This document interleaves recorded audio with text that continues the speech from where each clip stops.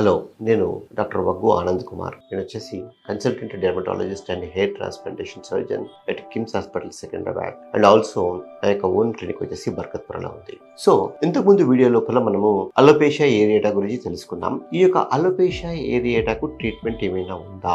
చాలా మంది ఏంటంటే ఈ అలోపేషియా ఏరియేటా వచ్చినప్పుడు ముఖ్యంగా స్త్రీల లోపల, అన్మ్యారీడ్ ఉమెన్స్ లోపల, పెళ్లి అయ్యేటువంటి ఉమెన్ చాలా కంగారు పడుతూ ఉంటారు. ఎందుకంటే మ్యారేజ్ కావాల్సినటువంటి అమ్మాయి లోపల ఈ యొక్క జబ్బు వచ్చినప్పుడు ఎలా ట్రీట్ చేయాలి, మళ్ళీ వెంట్రుకలు వస్తాయా రావా, వెంట్రుకలు వచ్చిన తర్వాత ఇవి ఉంటాయా ఊడుతాయా అని చాలా కంగారు పడుతూ ఉంటారు అనమాట.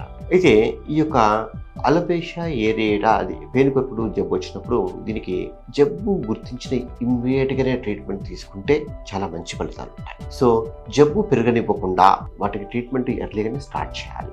అయితే ఈ యొక్క సివియరిటీ ఆఫ్ స్కోర్ ఉంటుందన్నమాట ఈ యొక్క alopecia areata. So size of the patch is important, location of the patch and is important. Location అంటే అది తలలో ఫ్రంట్లో ఉందా, బ్యాక్లో ఉంటుందా, ఎంత సైజులో ఉంది, చిన్న సైజులో ఉందా, మొత్తం తలంతా ఏర్పాటై ఉందా. అంతేకాకుండా ఈ యొక్క తలలో ఉన్నటువంటి వెంట్రుకలతో పాటు ఐబ్రోస్ కానీ, ముస్టాచ్ కానీ, బియర్డ్ కానీ, బాడీ హెయిర్ కానీ కూడా ఎఫెక్ట్ అయి ఉందా, తర్వాత ఇంకేమైనా అదర్ ఆటోఇమ్యూన్ డిసీజ్ ఏమైనా ఉన్నాయా, ఇంకా తర్వాత వాళ్ళకి ఇంకేమైనా డెఫిషియన్సీస్ కూడా ఉన్నాయా, ఇవన్నీ చూసుకోవాలి. ఇవన్నీ చూసుకున్నప్పుడే ట్రీట్మెంట్కు బాగా రెస్పాండ్ అవుతుంది. అయితే మనం దీనికి వాడుకునేటువంటి ట్రీట్మెంట్ని ఇచ్చేటువంటి ట్రీట్మెంట్ని ముఖ్యంగా 3 రకాలుగా డివైడ్ చేసుకోవచ్చు. ఒకటి పూత మందులు, అంటే మనం అప్లై చేసుకునేటువంటి మందులు.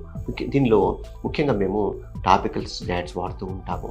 తర్వాత క్యాల్సిపోట్రయాలు, మినాక్సిడిల్ లోషను, తర్వాత tofacitinib cream, tofacitinib lotion depending upon the area బట్టి. సో ఇవన్నీ యాంథ్రాలిన్ అనేటువంటి టాపికల్ ఇరిటెంట్ ఇవి వాడుతూ ఉంటాం అన్నమాట. తర్వాత ఇవి కాకుండా కొన్నిసార్లు టాపికల్ సెన్సిటైజర్స్ అని చెప్పేసి ఉంటాయి అన్నమాట. ఈ టాపికల్ ఇమ్యూనోథెరపీ లాగా వాడుతూ ఉంటాం అనమాట. వీటిని ఇవి డిపిసిపి థెరపీ అనేసి వాడుతూ ఉంటాం. ఇవి కాకుండా కొన్నిసార్లు అలోపేషియా ఏరియేటా ప్యాచెస్ కూడా చాలా తక్కువ పరిమాణంలో ఉన్నప్పుడు వీటికి మన దగ్గర మంచి లేజర్ ఒకటి ఉంది, దాన్ని ఎగ్జిమర్ లేజర్ అని చెప్పేసి అంటూ ఉంటాం. ఈ యొక్క ఎగ్జిమర్ లేజర్ కూడా వాడుతూ ఉంటాం. ఈ యొక్క ఎగ్జిమర్ లేజర్ వచ్చేసి వారానికి 2 సార్లు తీసుకోవాల్సినటువంటి అవసరం ఉంటుంది.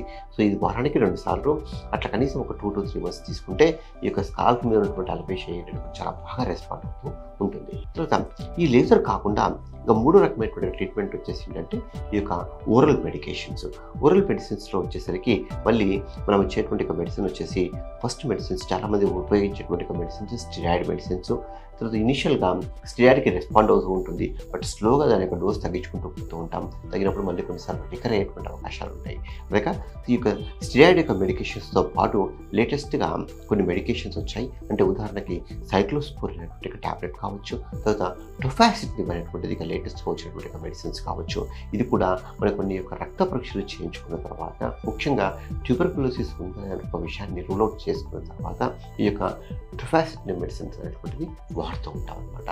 ఈ రకంగా స్టెరాయిడ్స్ కావచ్చు, సైక్లోస్పోరిన్, టొఫాసిటనిబ్. కొన్నిసార్లు ఈ యొక్క ప్యాచ్ చిన్నగా ఉన్నప్పుడు ఆ యొక్క ఏరియాలోకి మనము ఈ యొక్క స్టెరాయిడ్ ఇంజెక్షన్స్ కూడా చేస్తూ ఉంటాం.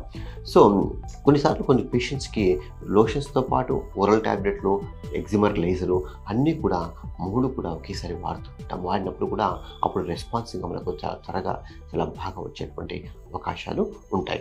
సో కొన్ని సందర్భాల లోపల వీటికన్నిటికి కూడా రెస్పాన్స్ సరిగా రానప్పుడు కొన్ని సందర్భాల్లో ఉండేటువంటి అవకాశాలు ఉంటాయి. అలాంటి సందర్భాల లోపల మేము లేజర్స్ కానీ, CO2 లేజర్స్ కానీ, తర్వాత అప్రమిలాస్ అనేటువంటి ట్యాబ్లెట్ కానీ వాడుతూ ఉంటాం. సో అలోపేషియా ఏరియేటా అనేటువంటి జబ్బు వచ్చినప్పుడు ఎట్టి పరిస్థితుల్లో మీరు భయానికి గురి కావద్దు, కంగారు పడవద్దు.